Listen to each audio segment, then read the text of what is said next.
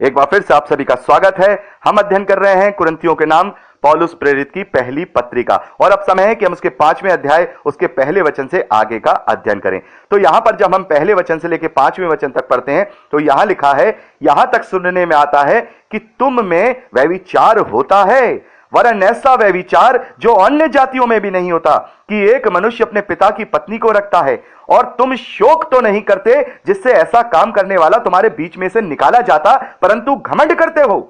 मैं तो शरीर के भाव से तुमसे दूर था, परंतु आत्मा के भाव से तुम्हारे साथ होकर मानव उपस्थिति की दशा में ऐसे काम करने वालों के विषय में यह आज्ञा दे चुका हूं कि जब तुम और मेरी आत्मा हमारे प्रभु यीशु की सामर्थ के साथ इकट्ठा हो, तो ऐसा मनुष्य हमारे प्रभु यीशु के नाम से शरीर के विनाश के लिए शैतान को सौंपा जाए, ताकि उसकी आत्मा प्रभु यीशु के दिन में उद्धार पाए।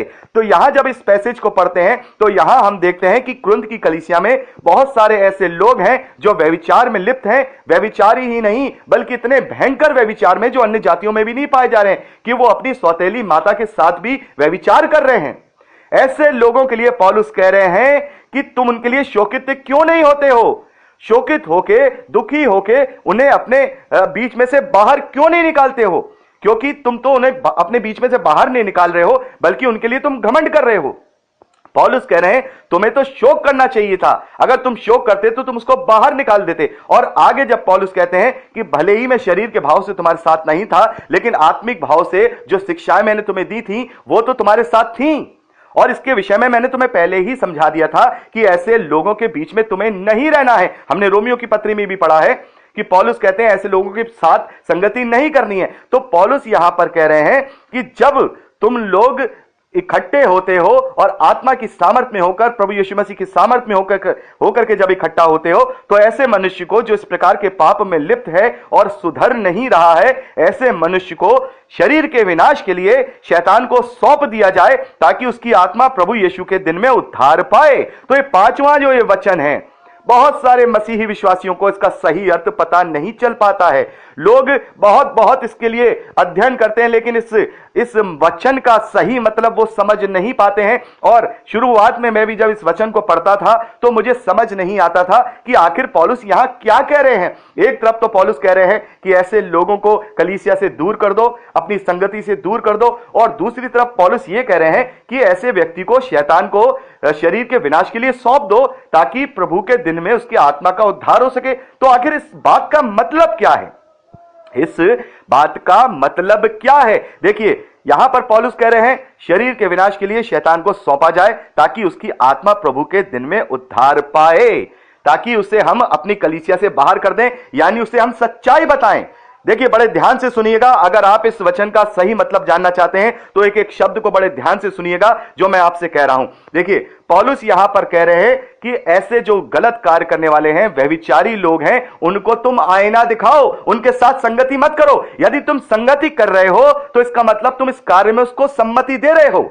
देखिए, बहुत ही सिंपल उदाहरण, इस इतनी कठिन बात को बड़े सिंपल उदाहरण से हम लेते हैं। जैसे मान लीजिए हम 5 मसीही विश्वासियों का ग्रुप है, हम 5 मसीही विश्वासियों का ग्रुप है, और हम एक साथ आराधना स्तुति करते हैं, हम एक साथ प्रभु का वचन बांटते हैं, प्रभु भोज लेते हैं, और हमें पता चलता है कि हमारे बीच में से एक भाई ऐसा है जो घृणित कार्यों में लिप्त है, यानी कि वो व्यभिचार कर रहा है, और वो भी ऐसा घृणित व्यभिचार जो परमेश्वर की दृष्टि में बहुत घृणित है। और अब हम जो 4 बचे हुए लोग हैं, अगर हम उसको कुछ नहीं कह रहे हैं और ये सोच रहे हैं कि इसे करने दो, हमें क्या मतलब है, और उसे अपने साथ बनाए हुए हैं, उसके साथ खा रहे हैं, पी रहे हैं, आराधना स्तुति कर रहे हैं, सब कुछ कर रहे हैं, तो क्या हम उसके लिए भला कर रहे हैं? नहीं, क्योंकि वो 5वां व्यक्ति जिसने परमेश्वर के विरोध में कार्य किया है, वो तो यही सोच रहा है कि भाई जो मैंने काम किया है, गलत काम किया है, ये कोई गलत काम नहीं है और परमेश्वर की दृष्टि में सही है, और मैं उद्धार को प्राप्त करूंगा। तो वो इस गलतफहमी में जीता रहेगा, और चूंकि वो प्रभु को ग्रहण किया हुआ है और पवित्र आत्मा को शोकित करने वाले कार्य कर रहा है, तो फिर वो किसी भी रीति से बचाया नहीं जाएगा। प्रभु यीशु मसीह ने कहा हर एक तरह का पाप क्षमा किया जाएगा, लेकिन पवित्र आत्मा की निंदा ना तो इस लोक में ना ही उस लोक में क्षमा की जाएगी। यदि वो अपने आप को पवित्र आत्मा का मंदिर बता करके भी वो गलत कार्य कर रहा है, तो वह किसी भी रीति से बचाया नहीं जाएगा। अब यह बात यहां लागू होती है। अब पौलुस की बात हम छोटी सी मंडली अपने में लागू करेंगे कि हम उसके लिए शोकित हों। हम उसके लिए शोकित हों, बल्कि उसकी संगति ना करें, बल्कि उसे आईना दिखा दें, बोले ब्रदर आप ये गलत कर रहे हो, आपने परमेश्वर के विरोध में काम किया है, आपने व्यभिचार किया है, वो भी इतना घृणित व्यभिचार जो परमेश्वर की दृष्टि में घृणित है। आप हमारी मंडली में रहने लायक नहीं हो, आप उद्धार पाए हुए नहीं हो, आपने पाप किया है। हमने उसे आईना दिखा दिया, हमने उसे निकाल दिया अपनी मंडली में से। किस लिए? ताकि वो अपने शरीर के विनाश के लिए शैतान को सौंप दे, क्योंकि शैतान को तो अपने आप को सौंपा हुआ है, लेकिन उसकी यह गलतफहमी वहां टूट जाएगी। अगर हम उसका साथ देते रहेंगे तो वो गलतफहमी में पड़ा रहेगा और वो अपने आप को उद्धार पाया हुआ समझेगा। लेकिन अगर हम उसे वचन से आईना दिखा देंगे कि नहीं, आप हमारे साथ संगति करने के योग्य नहीं हो, आप यहां से दूर हो जाओ, तो हो सकता है उसको इस बात का पश्चाताप हो, वो कहे कि अब तक तो मैं सोचता था कि मैं सही कर रहा हूं, लेकिन इन 4 भाइयों ने मुझे आईना दिखा दिया और मुझे अपनी संगति से बाहर निकाल दिया, इसका मतलब मैं गलत कर रहा हूं। तो हो सकता है उसका मन फिरे, वो पापों की क्षमा मांगे और सही मायने में पश्चाताप करके उद्धार को प्राप्त कर ले। लेकिन अगर वो कलीसिया में बना रहा और हमने उसका विरोध नहीं किया, तो वो कभी भी अपने आप को क्या करेगा? अपने आप को परमेश्वर के लिए तैयार नहीं कर पाएगा। तो जरूरी है कि हम अपने आप उस व्यक्ति को अपनी संगति से दूर कर दें। यही जो वचन है उसका मतलब यही है। यहां पौलुस यही समझा रहे हैं, यदि तुम उसे अपनी संगति में लिए हुए उसे इस गलतफहमी में जीने दोगे कि उसका उद्धार हो गया, तो वो कभी भी इस पाप से अपने आप को छुटा नहीं पाएगा। लेकिन जब उसे अपने बीच में से निकाल दोगे तो हो सकता है, क्योंकि जब हम इंग्लिश की बाइबल में पढ़ते हैं या हम जो न्यू इंटरनेशनल वर्जन है उसमें पढ़ते हैं, वहां में भी शब्द आया है, हो सकता है इसका जो आत्मा है वो परमेश्वर के दिन उद्धार को प्राप्त कर पाए। तो मतलब हमें समझना होगा, यदि हम किसी की गलती किसी को नहीं बताएंगे, किसी को यह नहीं बताएंगे ब्रदर आपने यहां पर गलत किया है, आप परमेश्वर से अपने आप को क्षमा मांगो या पश्चाताप करो। और हम देखते हैं प्रभु यीशु मसीह ने भी हमसे कहा है, यदि तेरा भाई तेरे विरोध में अपराध करे तो पहले उसे अकेले में ले जाके समझा, यदि ना माने तो दो तीन जनों को ले जाकर के समझा, और ना माने फिर भी तो कलीसिया से कह दे, और तब भी ना माने तो फिर उसे महसूल लेने वाला और अन्य जातियां जान के उसे छोड़ दे।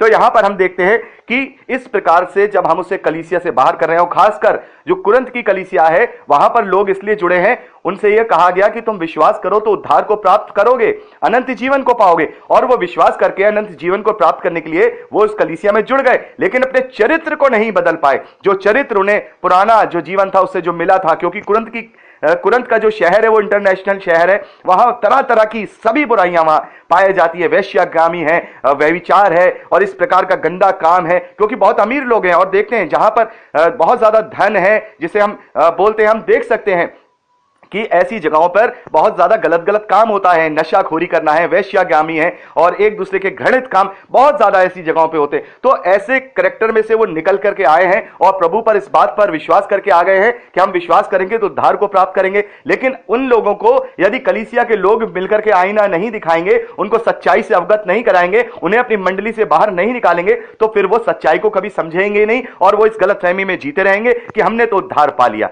तो मैंने एक उदाहरण देकर आपको समझाया। यहां पे पौलुस का कहने का मतलब यही है कि यदि हम उन्हें अपने बीच में से नहीं निकालेंगे, उन्हें शैतान को सौंपना होगा ताकि वो अपने शरीर का विनाश कर ले अपने शरीर का विनाश। पौलुस कहते हैं रोमियो की पत्री 1 अध्याय 28वें वचन में, जब उन्होंने परमेश्वर को पहचानना ना चाहा तो परमेश्वर ने भी उन्हें छोड़ दिया उनके निकम्मे मन पे कि वो अनुचित रीति से कार्य करें।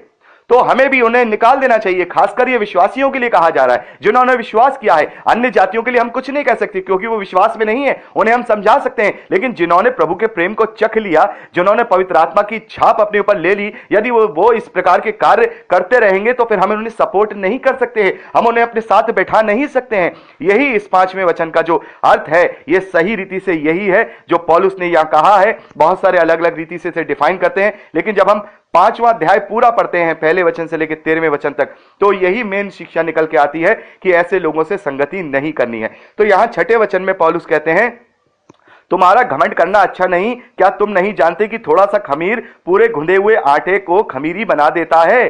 पुराना खमीर निकालकर अपने आप को शुद्ध करो कि नया गुदा हुआ आटा बन जाओ, ताकि तुम अखमीरी हो, क्योंकि हमारा भी फसह जो मसीह है बलिदान हुआ है। इसलिए आओ हम उत्सव में आनंद मनावें, ना तो पुराने खमीर से, ना पुरानी बुराई, ना और दुष्टता के खमीर से, परंतु सिधाई और सच्चाई की अखमीरी रोटी से।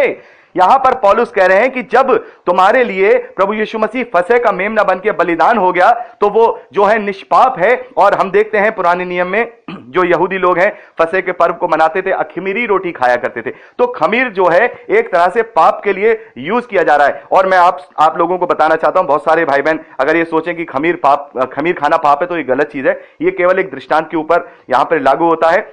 जैसे कि अंजीर का जो फल है, अंजीर का जो पेड़ है वो इजरायलियों के लिए और मसीही विश्वासियों के लिए, और जो उनका फल है उनका चरित्र दिखाता है, वैसे ही जो आटा है वो जो है कलीसिया को दिखाती है, और जो खमीर है उसमें आया हुआ पाप या आया हुआ जो मन में जो पाप होता है उसको दिखाता है। तो पौलुस कह रहे हैं इस प्रकार की संगति तुम्हारे पूरी संगति को बिगाड़ सकती है। तुम्हें इस प्रकार की संगति नहीं रखनी है। थोड़ा सा खमीर पूरे आटे को खमीरी बना देता है, और जबकि तुम्हारे लिए वो फसह का मेमना बलिदान हो गया है तो तुम अखमीरी बन जाओ।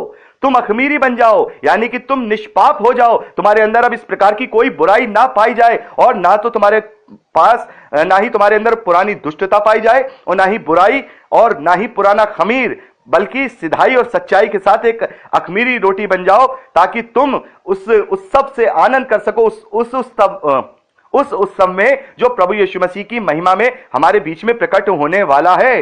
यहां पौलुस 9वें वचन में कहते हैं, मैंने अपनी पत्री में तुम्हें लिखा है कि व्यभिचारियों की संगति ना करना, यह नहीं कि तुम बिल्कुल इस जगत के व्यभिचारियों या लोभियों या अंधेर करने वालों या मूर्ति पूजकों की संगति ना करना, क्योंकि इस दशा में तो तुम्हें जगत से निकल ही जाना पड़ेगा।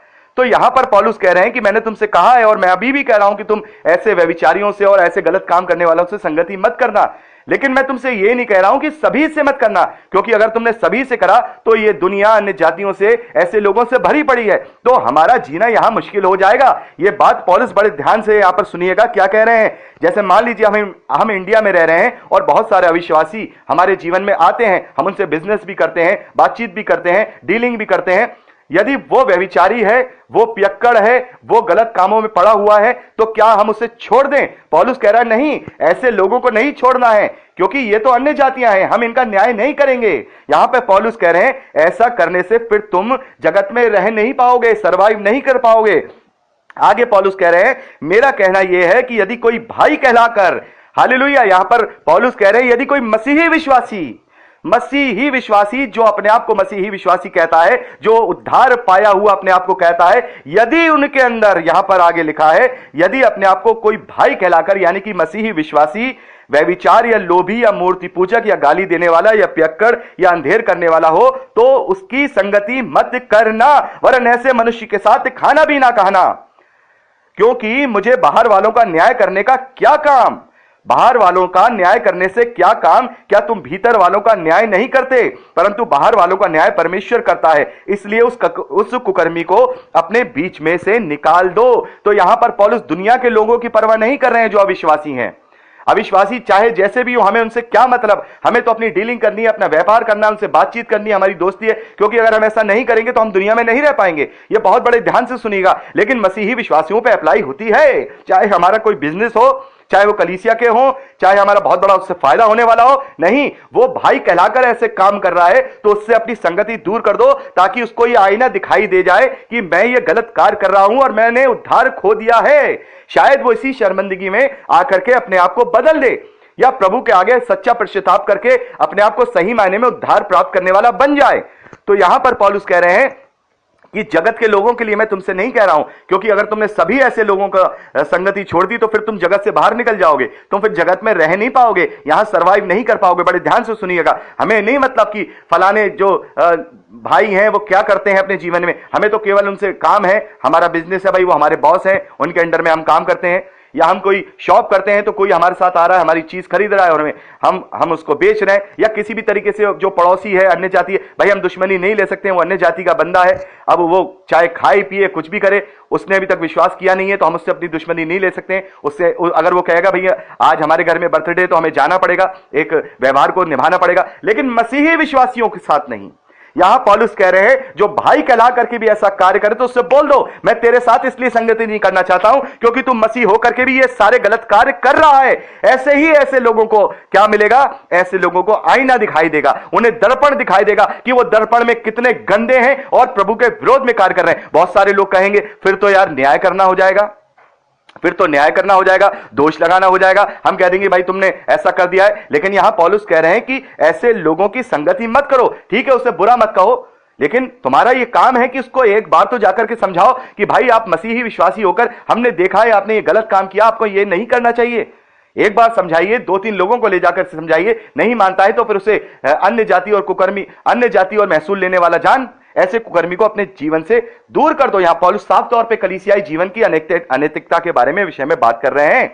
तो इससे हम ये बहस नहीं कर सकते हैं कि हमने किसी पर न्याय कर दिया या हमने किसी पर दोष लगा दिया। लेकिन यदि हम ऐसी चीज को अपने जीवन में देख रहे हैं तो फिर हम उसको ये बढ़ावा दे रहे हैं कि भाई ठीक है, हम तुम्हें कुछ नहीं कहते हैं, आप हमारे साथ आइए, खाइए पीजिए, हम आपके साथ संगति कर रहे हैं, हम आपके साथ प्रभु भोज कर रहे हैं। तो फिर तो वो ये समझता रहेगा कि मैं तो उद्धार पाया हुआ हूं और ये लोग तो मेरी बातों को जान करके भी क्या कर रहे हैं, मेरी संगति कर रहे हैं। तो ये दोष लगाना नहीं है, बल्कि ये सुधार करना है। आप उसको दोष नहीं लगा रहे हो, आप तो बल्कि उसको एक मौका दे रहे हो सकता है ये अपने जीवन में पश्चाताप कर ले। लेकिन मसीही जीवन में रह करके, मंडली में रह करके ये फिर उस उद्धार को प्राप्त नहीं कर पाएगा, क्योंकि ये फिर उस प्रकोप का भागी होगा जो परमेश्वर की ओर से इसके ऊपर दिया जाएगा। तो यहां पर जो 5वां अध्याय है, कलीसिया में जो अनैतिकता है, जो गलत बातें हैं, उनके विषय में यहां बात की जा रही है कि ऐसे लोगों को अपने बीच में से निकाल दो, इनके साथ कोई भी संगति मत करो और इन्हें आईना दिखाओ ताकि ये इनका आत्मा प्रभु यीशु के दिन में उद्धार पा सके, शायद पा सके। हो सकता है उन्हें इस बात का एहसास हो। तो यहां पर हमने 5वां अध्याय कंप्लीट कर लिया है। और यदि इसके विषय में, 5वें अध्याय के विषय में यदि आपको कोई और भी कंफ्यूजन हो तो जैसा मैं हमेशा की तरह कहता हूं, आप मुझसे पूछ सकते हैं। तो हम 6ठा अध्याय शुरू करेंगे अगली क्लिपिंग में, अगली रिकॉर्डिंग में। तो प्रभु आपको बहुत आशीष दे। Praise the Lord.